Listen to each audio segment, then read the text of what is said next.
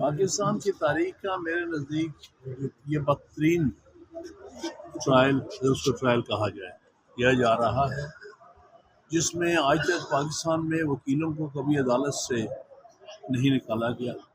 پہلی دفعہ defence lawyers کو عدالتوں سے نکالا گیا، جہاں انہوں نے جرح کرنی تھی اور جرح اپنے من پسند وکیل سے کروائی گئی جو کہ جرح نہیں کرا سکتے، اور اس کے علاوہ پہلی دفعہ وکیلوں پر بندوقیں تانی گئی ہے۔ جو واقعات سامنے آئے ہیں کہ ان کے ایک چھوٹے کمرے میں لے جا کر ان کو خوفزدہ کرنے کی کوشش کی گئی ہے اور ان پر بندوقیں تانی گئی ہیں، جو کہ ایک بدترین مثال ہے ملک میں انصاف کے نظام کو جو ہے وہ پرورٹ کرنے کی۔ لہذا اس کو ہم ٹرائل نہیں مانتے، نہ ہم سمجھتے ہیں کہ قانون اور آئین کے ساتھ کسی قسم کا بھی اس کا کوئی تعلق ہے۔ یہ سب کچھ غیر آئینی ہے، غیر قانونی ہے، ظلم ہے، زیادتی ہے اور جبر ہے۔ اسلام آباد ہائی کورٹ نے سائفر کیس کو 2 دفعہ کالعدم قرار دیا تھا اور دوبارہ وہ گواہوں پر جرح اور بیانات سارے، لیکن اس کے باوجود بھی پھر اپنے جو وکلاء تھے، جو اکیوز تھے، ان کے وکلاء کو نہیں اندر جانے دیا اور سرکار کے وکلاء کو پیش کیا گیا۔ یہ قانونی طور پہ یا قانون اس حوالے سے کیا کہتے ہیں؟ قانون میں اس قسم کی کوئی اجازت نہیں ہے کہ کسی بھی اکیوز کے من پسند وکیل کے علاوہ کوئی اور جرح کرے، کیونکہ یہ ایک بنیادی حق ہے آئین کے مطابق، جس کو ہم کہتے ہیں right to counsel of your choice. یہ بنیادی حق ہے۔ آپ کسی بھی ملزم کو اس کے پسند کے وکیل سے الگ نہیں کر سکتے۔ اسی کو وکیل بننے کا رائٹ ہے جس کو ملزم اپنا وکیل بنائے اور جس کو ملزم سمجھے کہ وہ اس کو ٹرسٹ کر سکتا ہے بطور وکیل کے۔ لہٰذا کسی ایسے شخص کو وکیل کرنا اسٹیٹ کے ایکسپنس پر، جس کو ملزم اپنا وکیل نہیں تصور کرنا چاہتا، نہ سمجھتا ہے کہ وہ اس کے لیے ایک وکیل کا کے جو ہے فرائض انجام دے سکتا ہے، یہ واضح طور پہ آئین کے خلاف ورزی ہے۔ سر جو کیس کی اس کو چیلنج کریں گے اور حکم امتناع کی درخواست کریں گے؟ میں سمجھتا ہوں ساری کارروائی غیر آئینی اور غیر قانونی ہوئی ہے۔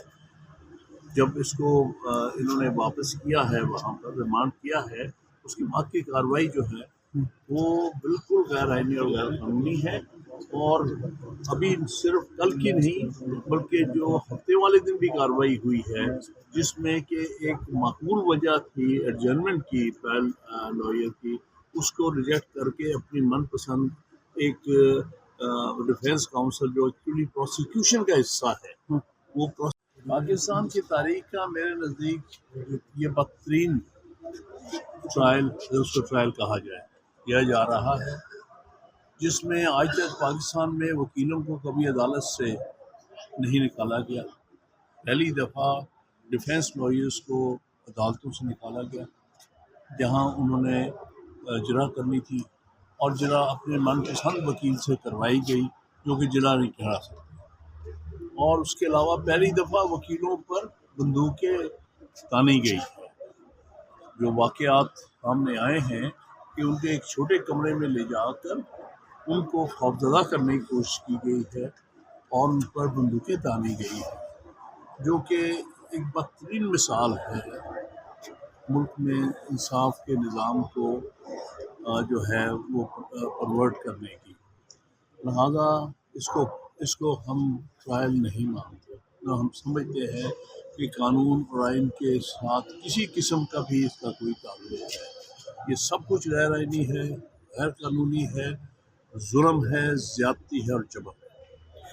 اسلام آباد ہائی کورٹ نے سائفر کیس کو 2 دفعہ کالعدم قرار دیا تھا اور دوبارہ وہ گواہوں پر جرح اور بیانات سارے، لیکن اس کے باوجود بھی پھر اپنے جو وکلاء تھے، جو اکیوز تھے، ان کے وکلاء کو نہیں اندر جانے دیا اور سرکار کے وکلاء کو پیش کیا گیا۔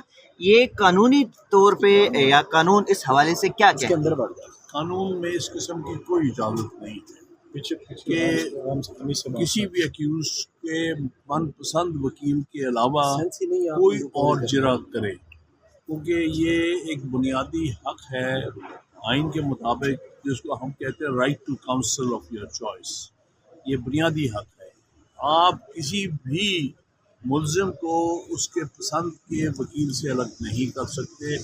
اسی کو وکیل بننے کا رائٹ ہے جس کو ملزم اپنا وکیل بنائے اور جس کو ملزم سمجھے کہ وہ اس کو ٹرسٹ کر سکتا ہے بطور وکیل کے. لہٰذا کسی ایسے شخص کو وکیل کرنا اسٹیٹ کے ایکسپنس پر جس کو ملزم اپنا وکیل نہیں تصور کرنا چاہتا، نہ سمجھتا ہے کہ وہ اس کے لیے ایک وکیل کا کے جو ہے فرائض انجام دے سکتا ہے، یہ واضح طور پہ آئین کے خلاف ورزی ہے. سر جو کیس کی اس کو چیلنج کریں گے اور حکم امتناع کی درخواست کریں گے. میں سمجھتا ہوں ساری کارروائی غیر آئینی اور غیر قانونی ہوئی ہے. جب اس کو انہوں نے واپس کیا ہے، وہاں پر ریمانڈ کیا ہے، اس کی بعد کی کارروائی جو ہے وہ بالکل غیر آئینی اور غیر قانونی ہے. اور ابھی صرف کل کی نہیں بلکہ جو ہفتے والے دن بھی کارروائی ہوئی ہے، جس میں کہ ایک معقول وجہ تھی ایڈجرنمنٹ کی ٹرائل لائر کی، اس کو ریجیکٹ کر کے اپنی من پسند ایک ڈیفینس کاؤنسل جو ایکچولی پروسیکیوشن کا حصہ ہے، وہ پروسیکیوشن ٹیم میں سے ایک شخص کو سلیکٹ کر کے بطور ڈیفینس کاؤنسل کے لگایا گیا ہے. اور اس کا مقصد صرف اور صرف یہ گارنٹی کرنا ہے کہ کنوکشن ہو سکے دونوں ملکوں میں.